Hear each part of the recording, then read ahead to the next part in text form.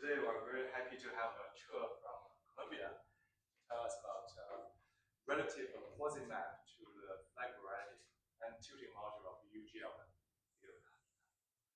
Thanks for the invite. So today I will say something about quasimaps. Here's the plan. To begin with, I will talk about a classical story where people in the literature people usually call this Laumon space, and people also call it handsaw quiver varieties.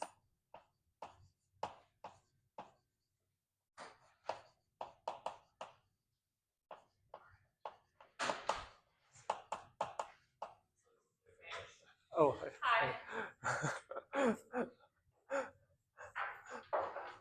So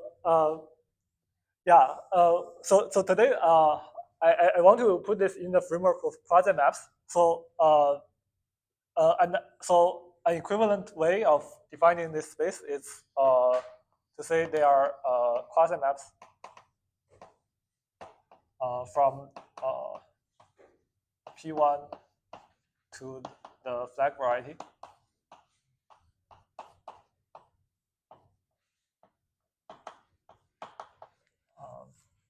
With the fixed evaluation at infinity.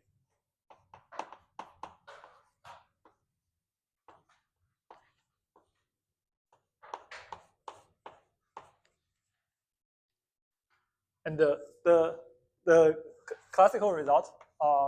So I guess many people have studied these spaces, and for today, the most relevant one is by Fagin, Finkelberg,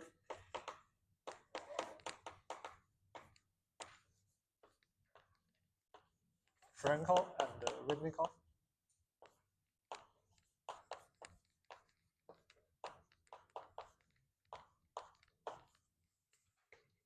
That if you look at the equivariant cohomology, so to begin with, there's a torus, which is n+1 copies of C star acting on the Laumon space.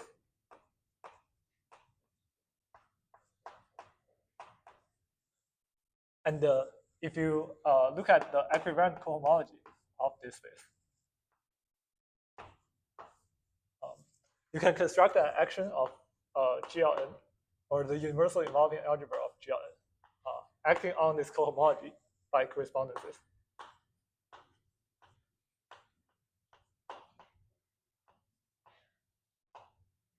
Namely, they are quasimaps, so you can modify the quasimaps at one point, and they turn out to form this algebra. And further, you can identify what this cohomology is as a GLN module.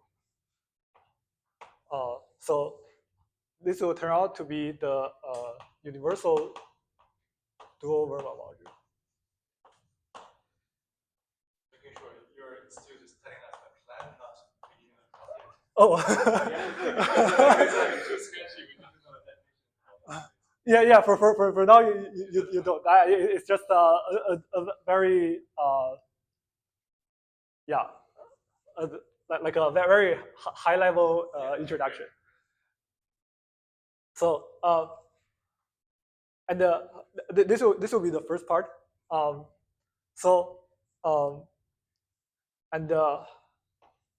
for the second part, I will talk about a generalization of this construction to the relative quasimaps.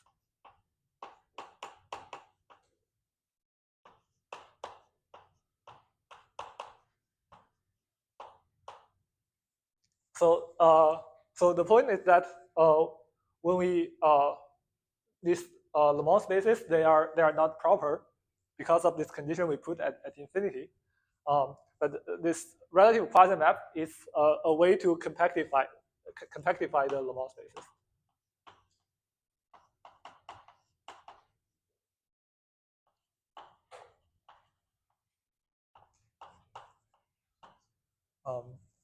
And the way this is done, it's what you usually see in enumerative geometry, that you allow the domain curve to bubble up into another curve.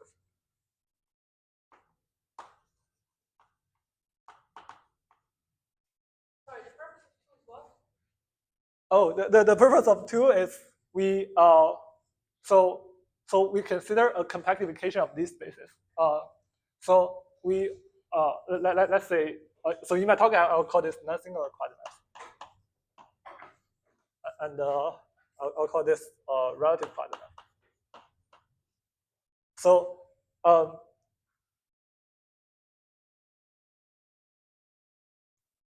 okay, I'll erase this for now, and so there's still a torus action here.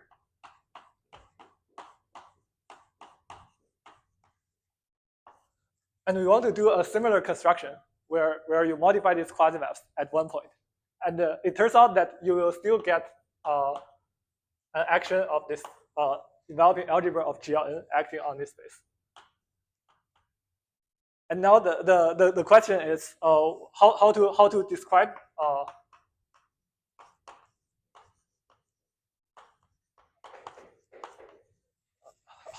this module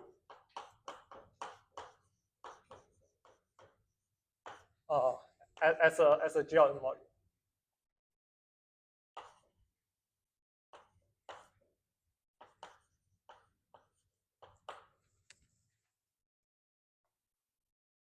And I will explain that in some sense this space, these relative quasimaps, they are stratified by non-singular quasimaps.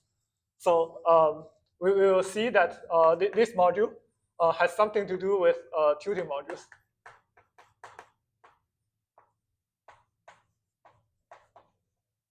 And so I guess tilting modules had many different meanings, and for today they mean a module that is filtered by both Verma module and coverma modules. Both filtered by both Verma and dual Verma. And this filtration exactly comes from the filtration on the space of relative quasimaps by non-singular quasimaps. But there's a further question that first tilting modules they can be decomposed into direct sum of indecomposable tilting modules.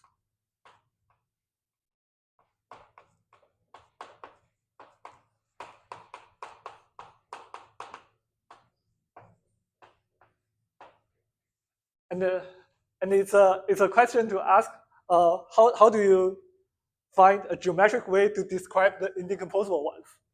So first you can see that these tilting modules, they have very large dimensions. They cannot be indecomposable. So I will make some steps towards making the dimensions smaller so that they are closer to indecomposables. I don't know how to exactly get these ones, but I will describe a module and I can describe the multiplicities.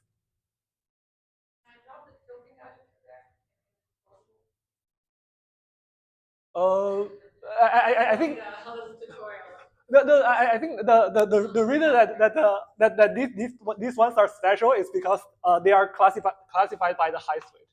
Like so these ones, they are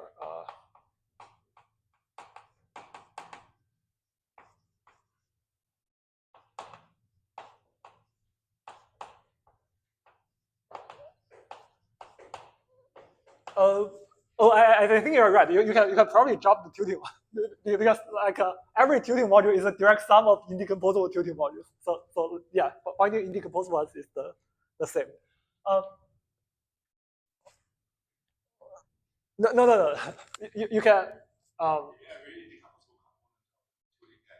Yeah, you're right. Like you can still take like sub modules here, but what I'm trying to say is that these things they are classified by height weights, and one special feature of that is so unlike Verma modules where you always have the same graded dimensions for any height weight. The graded dimension of indecomposable tilting modules, they actually depend on the height weight.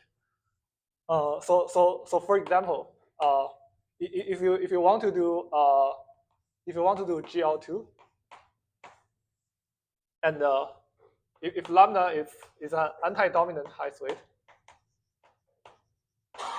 then tilting of lambda is just going to be the Verma module of lambda.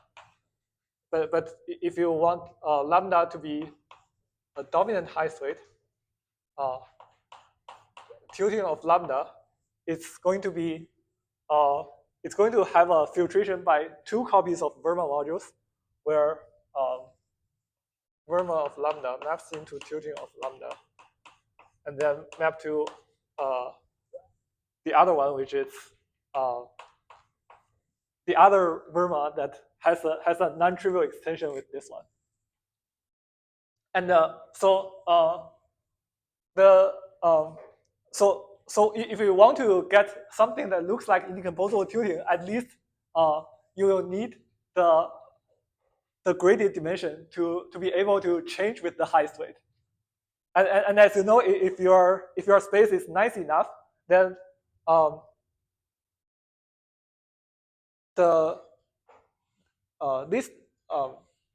this space is a free module over equivalent cohomology of the point, which means that whatever parameters you specialize to, you will always get the same dimension. When you say graded dimension, graded by what? It's graded by the action of the Cartan element. It's like here the gradient is like lambda minus 2, lambda minus 4. And you can like pictorially, this one is like you have lambda minus 2, lambda minus 4, blah blah blah, and you put in another Verma which probably start from somewhere here, like w dot lambda. So by graded dimension, you mean the dimension of the fixed weight subspace. Yeah, exactly, yeah.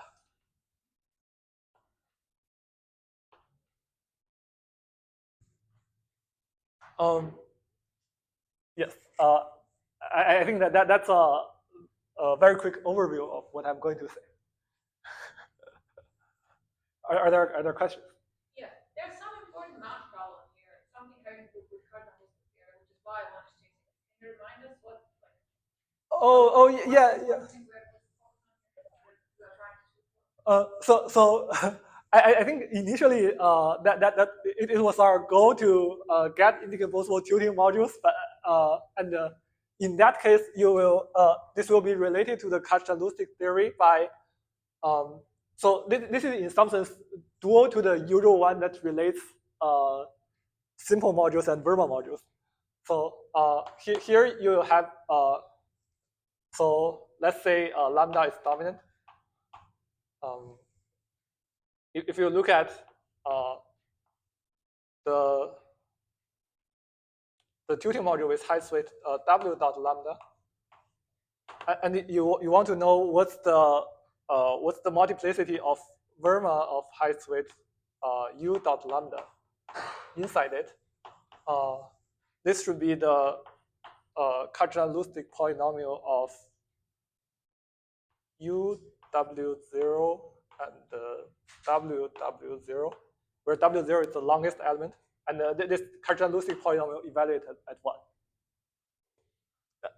And if you take simple and Verma, you get similar things. The goal here is to reduce this Kac-Chandlustic polynomial from this perspective, or there's some actual unknown? I think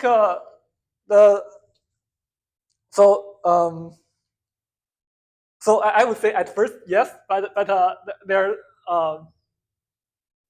so I guess for now we just have a partial result that we can prove it's tilting. We can see like how it decomposes into indecomposable tilting modules, which actually rely on knowing this result.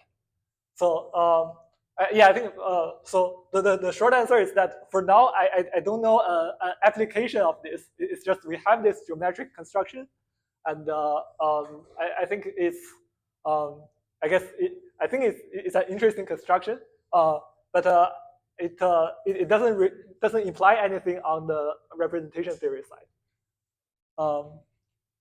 But talking about this, I guess one thing related is that there's a paper by Braverman, Finkelberg, Nakajima. It's not the Coulomb-Branch paper, but it's something called the Kashtan-Lustig theory and the Zastava space.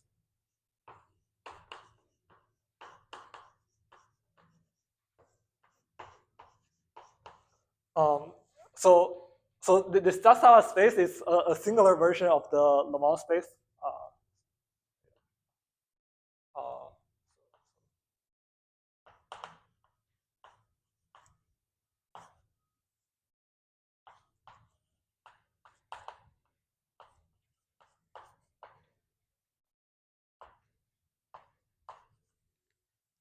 So you can also do a similar construction here, and in that paper they actually get some relation with Kashtan-Lustig polynomial by analyzing this space.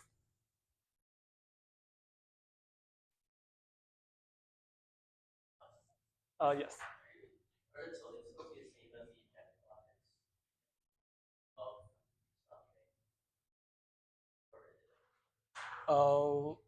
No, I think they're not injective.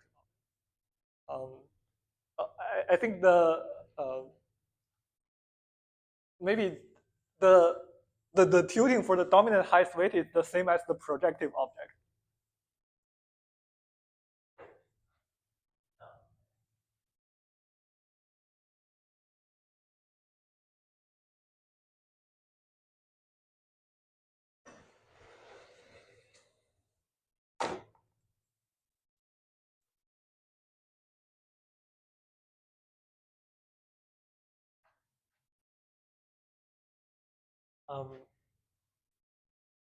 Yeah. So okay. So to begin with, maybe I'll first define quasimaps in a very general setting. So quasimap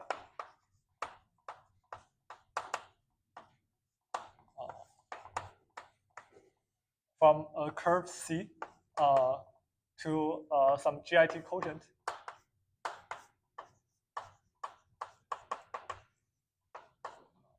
W mod G.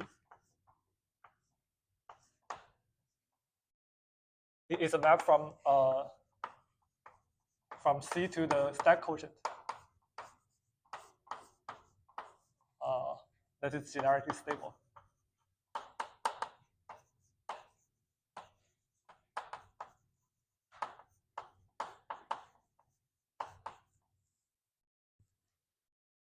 And for today, we are going to talk about a very special case where the curve C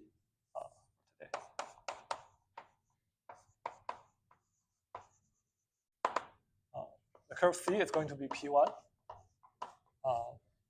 And when we talk about relative quasimaps, this is going to be a chain of P1.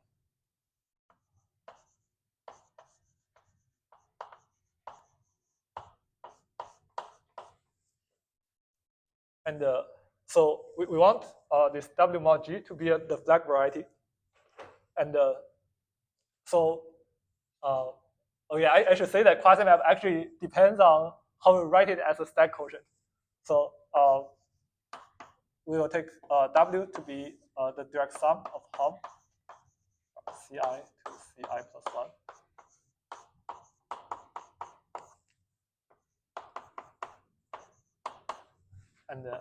And G will be the product of GI.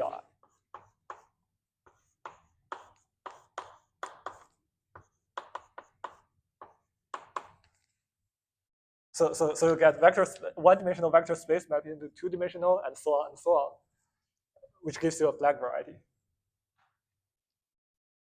And if you unwind this definition, so quasimap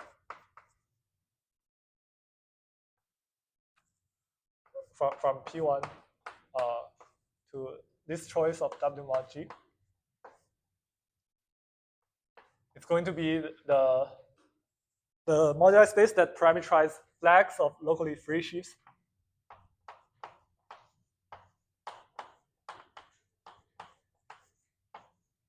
Where the last one is the structure sheaf. Such that Vi is locally free of rank I.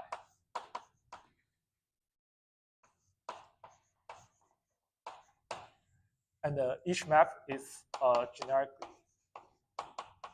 It's injective as sheaves.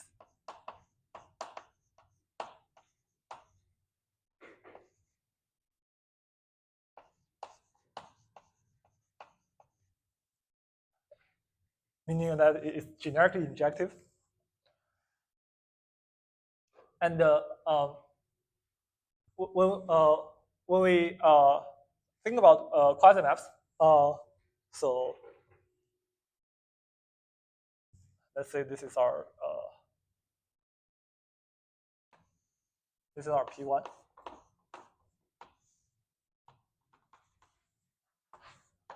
Mapping into some big quotient stack W mod G. So we can parameterize our P1 in the usual way so that it has a point 0 and a point infinity.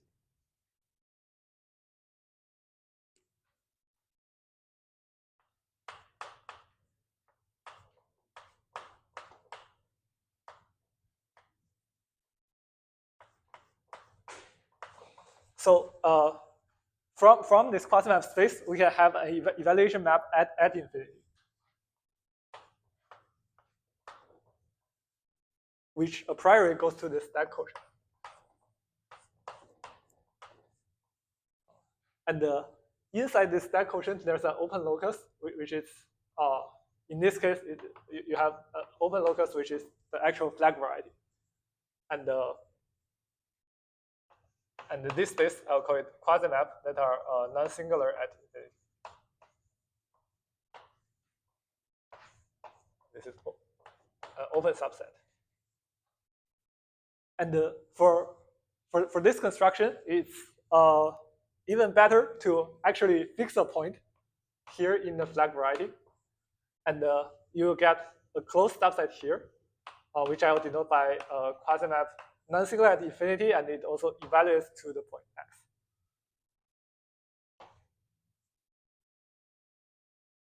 So, and another way of writing this condition of evaluation is to say that V1 restrict to infinity maps to V2 infinity all the way up to Vn. This flag you get is equal to the point x in the flag variety.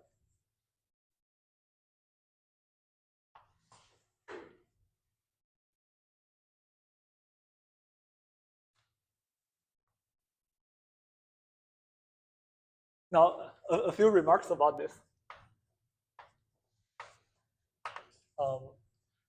So first, now you can see there is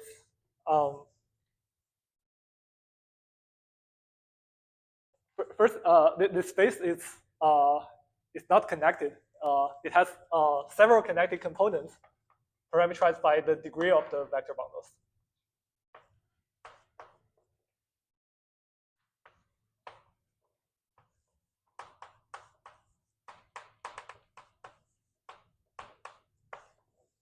So di is negative degree of vi.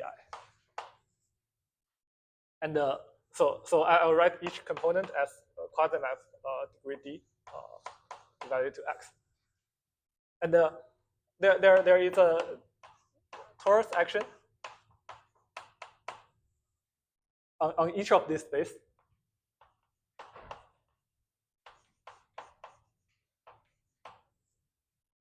And so we'll consider equivalent cohomology. So the important thing to know is that we'll consider equivalent cohomology of a point. You get a polynomial ring And for today, we'll take coefficients in complex numbers. So, and I'll label the equivalent variables by a1 up to an, and epsilon. So the first n C star will scale the rank n vector bundle, and the last C star will scale this P1, where the equivalent parameters correspond to A1 to AN and then epsilon. So we know that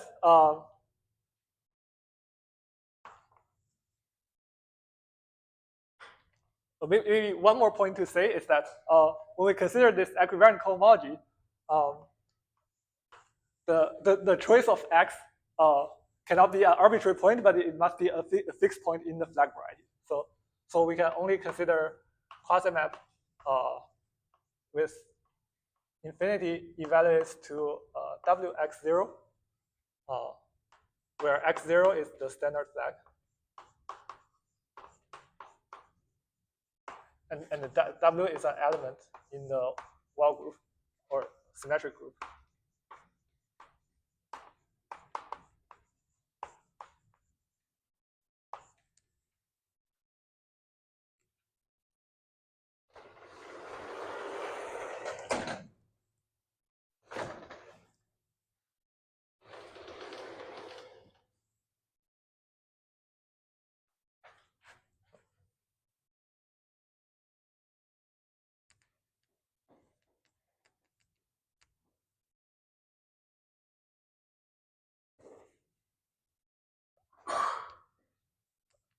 And to construct this action of GLN, we need some correspondences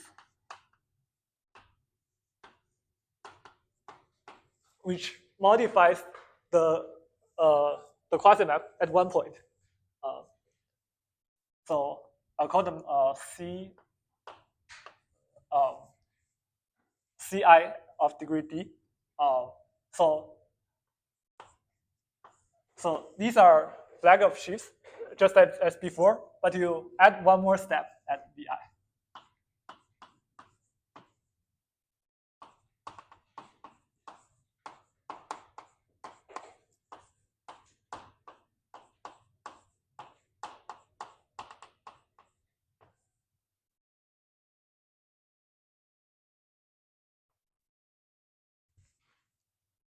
With the condition that Vi quotient by Vi prime is going to be a skyscraper sheaf at 0 P1.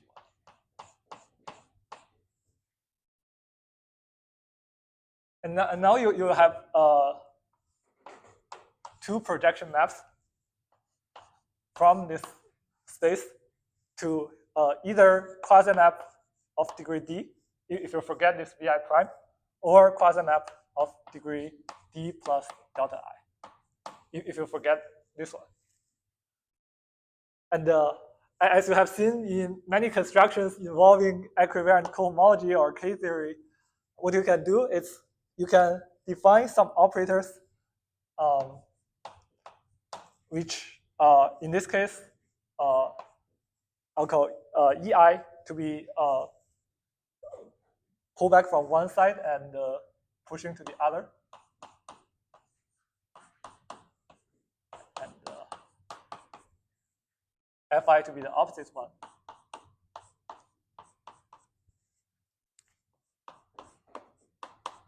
And of course, this will be the raising and lowering operators. And the Cartan element, in principle, you can just compute their commutator. And in this case, it's the Cartan will be constant on every degree.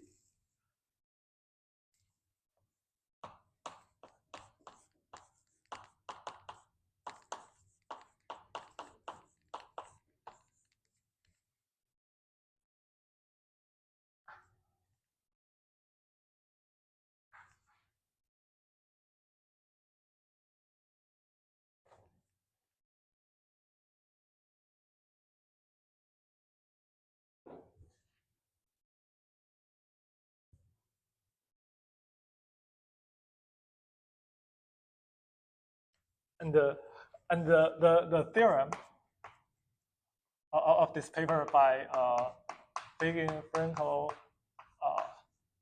Bigin, Finkelberg, Frankel, Rybnikov, is that first,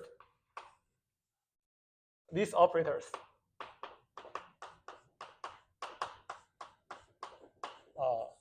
forms the algebra U of GLS. And namely, they are these Chevrolet generators which satisfy the relations like commutator of this. And then the module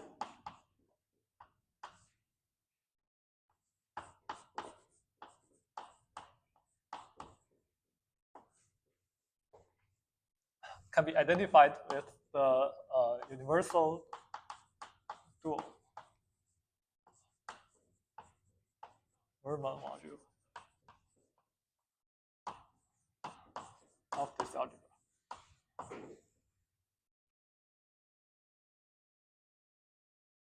Yeah.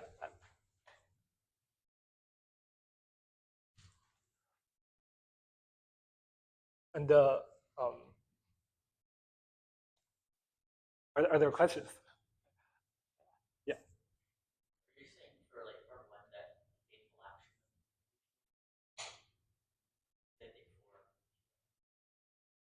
It's a baseball action. So like no more relations.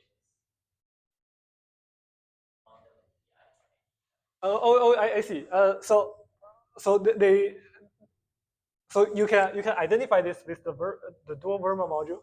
So the question becomes what are the annihilators in UGL? What elements act by 0 on dual Verma modules? And yeah, those things you can characterize by it's something like you take the Casimir elements here, and Casimir must act by constant, and those are the only things that can act by 0.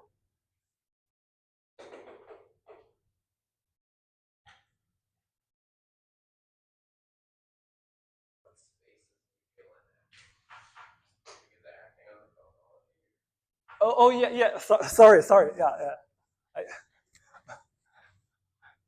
Sorry. I was going a little too fast here. So this EI, when you we are doing we are working with equivariant cohomology.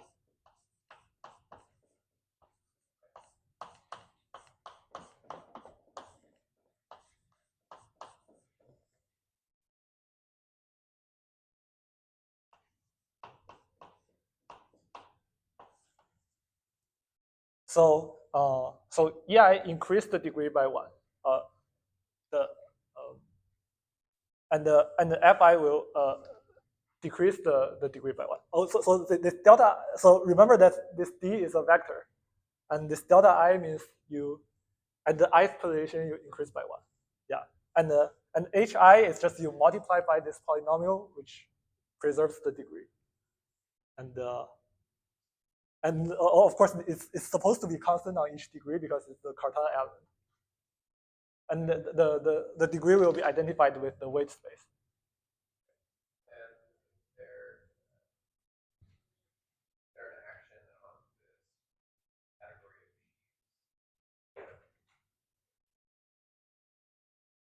Oh,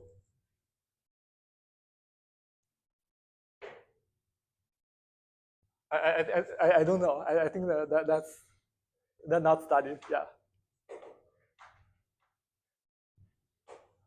There's an action on the key theory, but you QG on it, and maybe in the case any to work with Oh yeah. I think that part is so what Spencer is saying. I think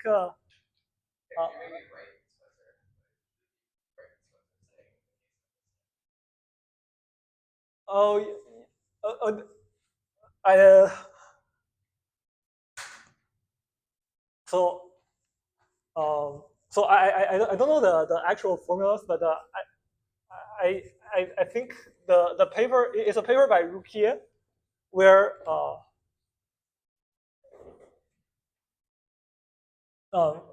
first I should say that this construction also work over K theory, like you consider equivalent K theory of this basis.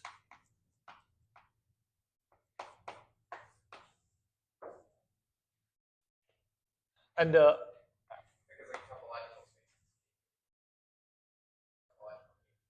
For those guys, the topological non-operator. yeah, they're the same. Like you can also do equivalent K theory. You get the same thing. So you can do a very similar construction where you will get a UQGL action. And so in the case of n equal to 2, so there's a paper by Ruquier which construct a categorical action of some categorical SL2 on this thing, on the coherent sheaves on this space.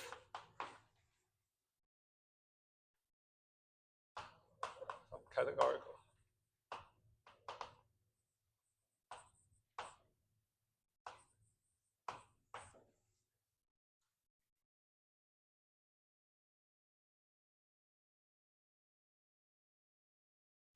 Yes. Oh yeah. I haven't explained this. So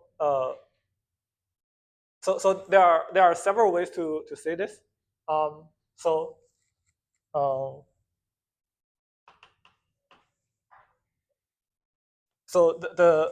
the easiest way is to say what is so first what is a universal verbal module?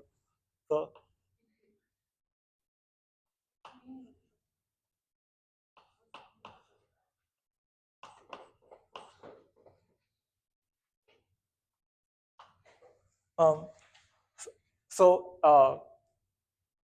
you take enveloping of G, tensor enveloping of V, and acting on some one-dimensional vector space. But now making it a universal verbal module, meaning that you treat the highest weight as a variable instead of as a given number. So instead of this, you take C A1 up to AN and then epsilon. And so dual universal verbal, it's just you take dual of this. And there's a more conceptual way of writing this. You can say it's like a hom. Okay, maybe I'll not do it that way. But one thing we will need today is that if you specialize the highest weight, so let's say we take some lambda.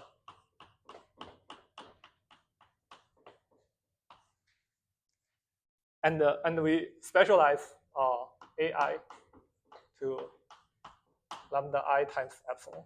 Like the dual, you mean like with respect to the Laumon? So here the dual is it's like how you construct the contour gradient dual verbal module. You take as vector space, you just take the dual of this space, and then the action is given by like G acting on some dual vector pairing with some V is going to be equal to this dual vector acting by the anti-involution of G acting on V.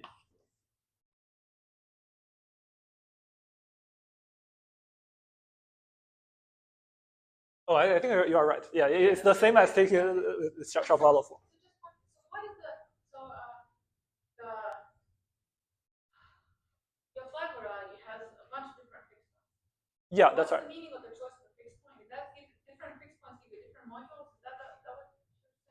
Oh yeah, that's what I'm trying to say here. Like when you specialize parameter, so yeah, so you can either choose the standard flag or you choose some other flags. So under this specialization, the quasimap, suppose you choose the standard flag, and this thing becomes dual Verma module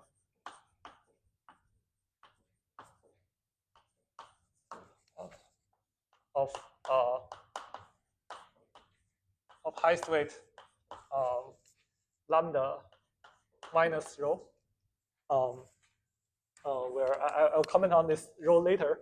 But suppose now you choose a different point, say wx0, and then instead of getting this, you get w lambda minus rho. And do you have an analogous statement for all other fixed points? But these are all the fixed points in the flag variety.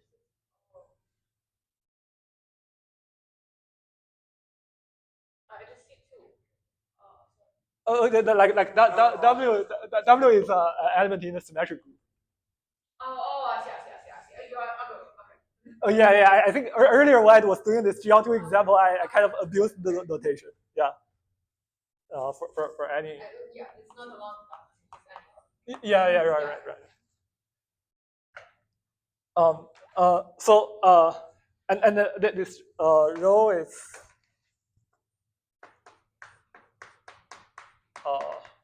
-1, -2 up to -n, which you should think of them as half sum of positive roots.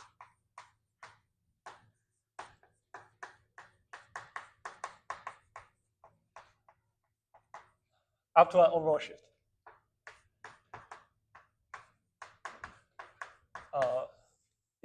This is because we are doing GL and you can like add a constant to everything. And from the formulas you can see that this rho comes from this plus I here. So this is good to us because at least we want the modules we get to be possible to have an extension between them, and for that to happen, you don't want the naive while group action, but instead you want the things shifted by rho.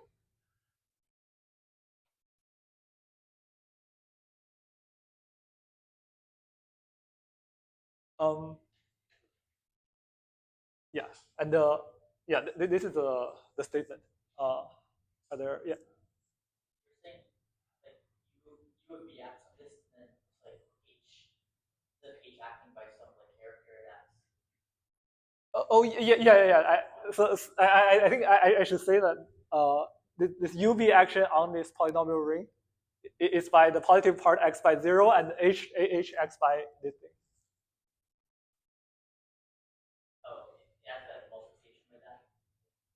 Yeah, exactly.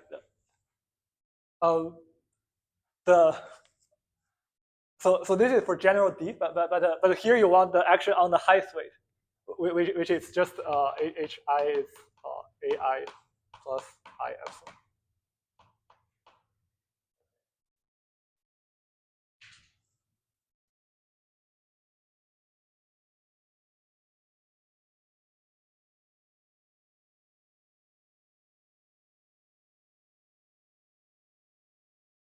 Are there other questions?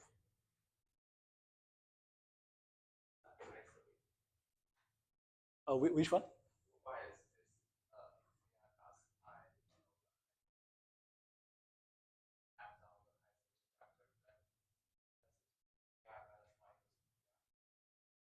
Yeah, but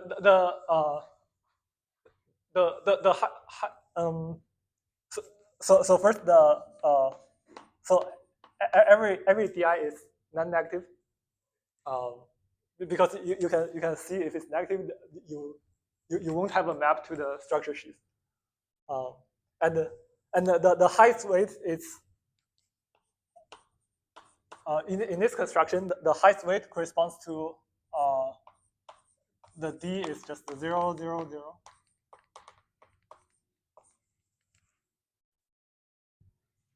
which means this di just go away.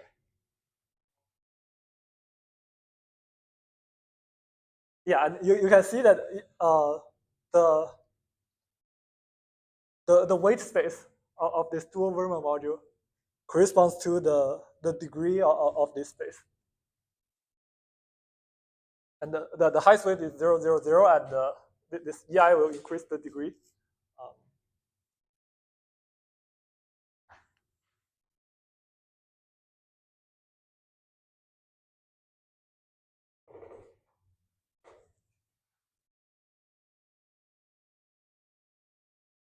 So because this is the universal Verma, in some sense they're all isomorphic, right? Because lambda is generic. Is that correct? But there's still a while loop action that relates Vermas that come from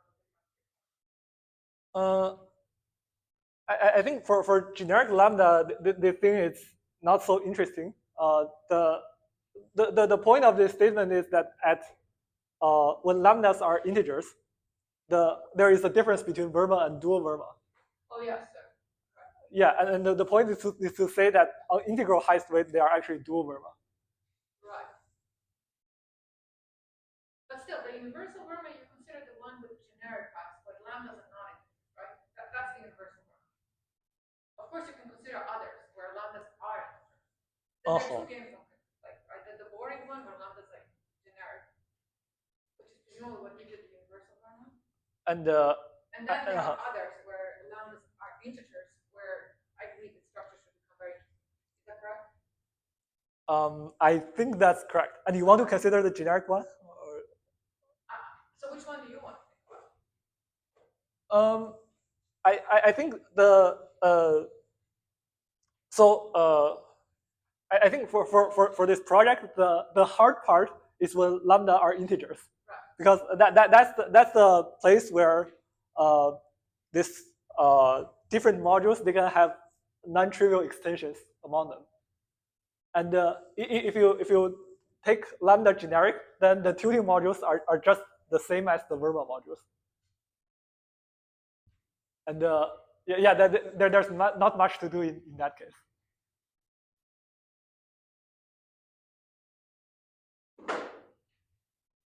Does that answer the question? Yes, but can't you, aren't you able to produce the guy with the integer lambdas just by application of, say, I don't know, raising or lowering operators from the vacuum, like from the guy where all lambdas are zero? That's not. But these operators, they are like they're operators on this Verma module, like they are going between weight spaces. They're not changing this they're not changing the height weight of this module. Yeah, I'm not. But it's exactly what they do. No, but the vacuum is like A. Just like set as A. I know, but isn't it true that basically the vortices that you want to put there, just have to change A. They should fill up. Yeah. Unless, but that's like saying like all the ways the module is like A plus. but not if he's choosing A generic. I can't. Sorry, A is integer multiples of epsilon. Then you should be able to produce them by just putting vortices there. Top of the order is like a place where the things in the full branch are set, where A is a zero. Aren't you able to pull them up? Wasn't that sort of the basis there?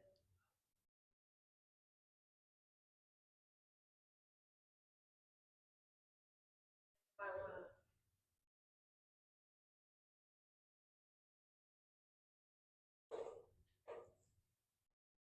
But I think but what I can say for now is you when you specialize A to some parameters, you only get one module. You don't get a lot of modules. So and what this FI does is just they go between weight space inside this module. They don't change this module. Oh, I see. You wanna.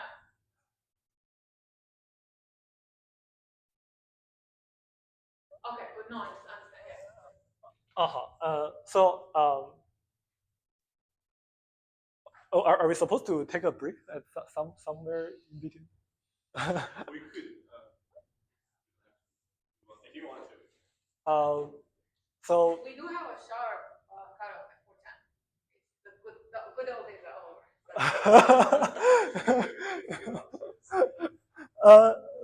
so I'll make a few remarks and then we can take a break. So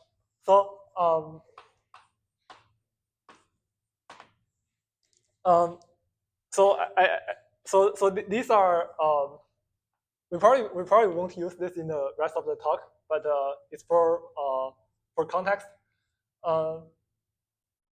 So like I just said, you can do this construction for K theory, and you get a quantum group action on it.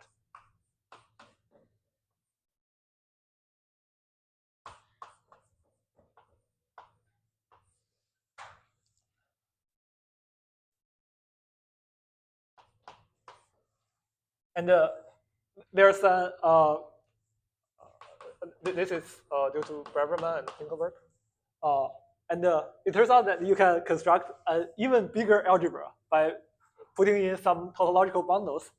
And in that case, you will get, instead of universal enveloping algebra, you get a Yangian of GLN. Or in a K-theory case, you get the quantum affine algebra, UQ GLN hat. But the module you get is more or less an evaluation module, and they factor through the GLN or UQ GLN. And for this talk, we will just focus on U of GLN. And second, it's interesting to note that this construction, I guess there's another perspective on this moduli spaces where you can do enumerative geometry.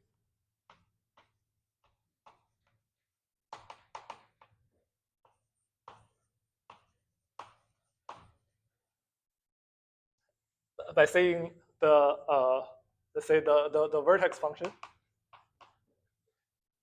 of the flag variety.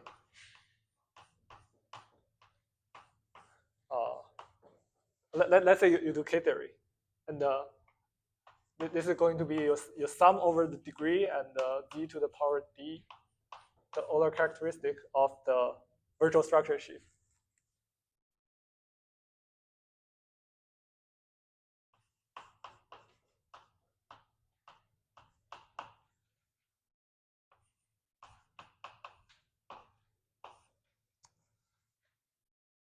And so it turns out that this action of GLN or UQ GLN, they can actually be they can be used to determine a difference equation satisfied by the vertex function.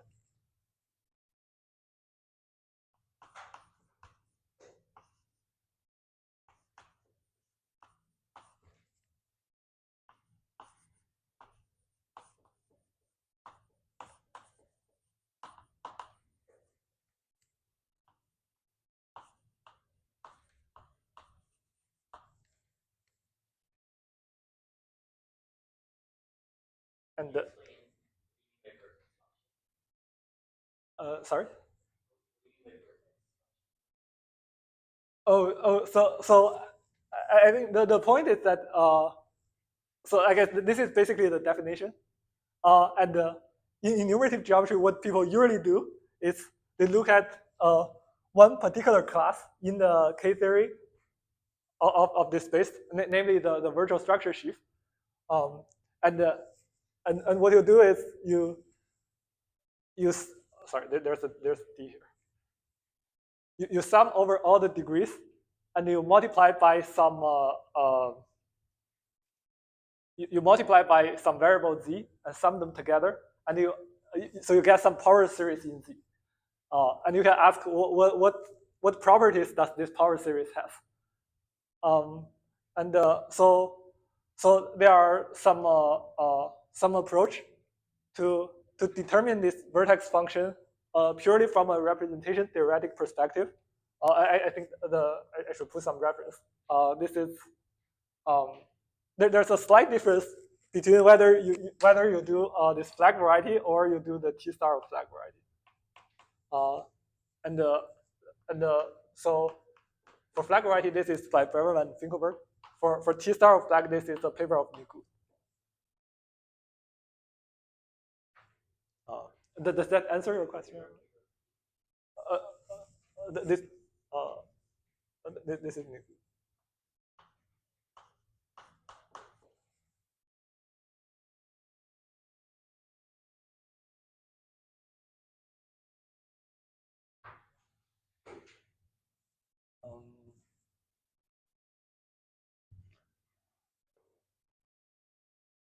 So I think maybe we can take a short break, and then I will talk about relative quadrant.